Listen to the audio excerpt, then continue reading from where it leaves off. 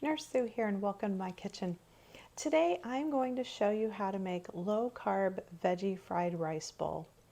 Alright, so I'm going to go ahead and get started. If you are looking for the specific recipe, look in the description. You'll find all the details for the recipe in there.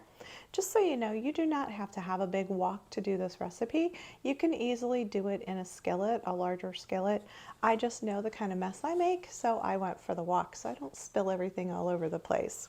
So the first thing I'm going to do is just put a little oil into the pan.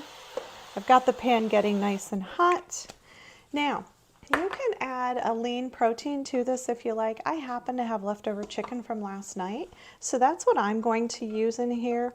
You don't have to put a protein in here if you don't want to, but if you wanted to keep it lean, you could do the chicken, you could do shrimp, if you wanted to do anything like that, just to give it a little more substance, but you don't have to put that in there. So I'm going to start with this in here.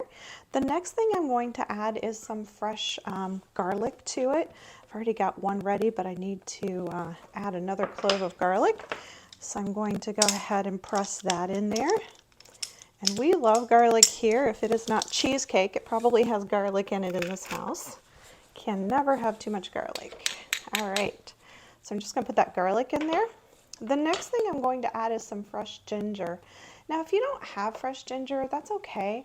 You can use the ground ginger. I just happen to have the fresh ginger because I do use it a lot. This is really good in tea. If you're not feeling well, it'll settle an upset stomach.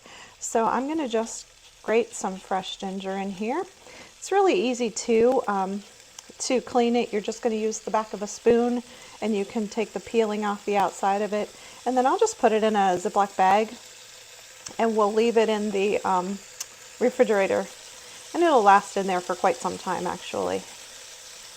All right, let me just get that ready. Let me scrape off the extra here because we don't want to lose any of that great ginger flavor. All right, boy, hear the sizzle going. The next thing I'm going to add to this is just some green onions that I cut up. So I'm just going to toss these in here, let them kind of start to saute just a little bit. And then next up is going to be our vegetables. Now I like this recipe because it just says assorted mixed vegetables. I can handle that. These are just frozen, cheap, big bag of mixed vegetables from the store. Love it. That's kind of how I like to do it. I don't want to go to the store and have to get anything complicated or overly expensive. I know we're all trying to save some money on groceries now, right? So if I can go and get something as simple as regular mixed vegetables for a recipe, I'm pretty excited. I like this pan too because it fits on this burner better. When I get my big skillet, it kind of wobbles on my burner. The next thing I'm going to add is cauliflower rice. Now I know someone out there is going, ew, cauliflower rice. It's okay. Don't stop the video. Cauliflower rice is really good.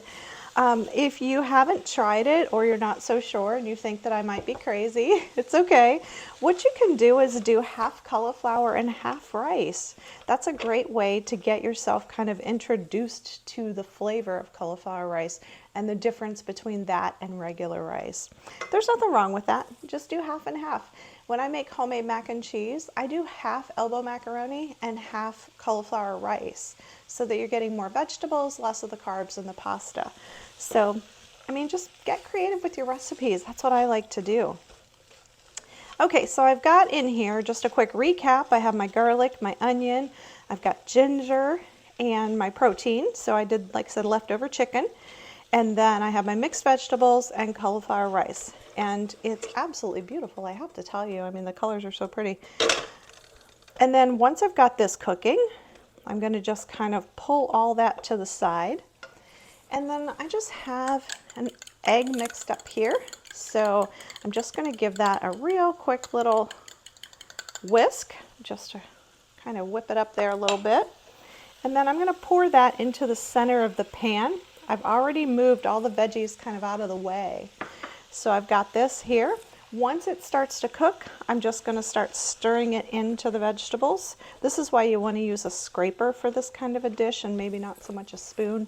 That scraper will get it off the bottom of the pan and mix it in really well. So as soon as this egg is done cooking, I'm just going to top it with some chopped up fresh parsley. I'm going to stir that in, and then just a little bit of teriyaki sauce. Mix that up and dinner is done. This is so my kind of cooking, you guys. Super simple, but full of flavor. Like I said, it is low carb. There's only 11 carbs per serving, 250 calories, and so it's really 25 grams of protein. I had to use my cheat sheet there. 25 grams of protein, so it's like really good for you, but really easy to put together and good for you. So hopefully you'll give it a shot. Thanks for stopping by my kitchen today. Enjoy.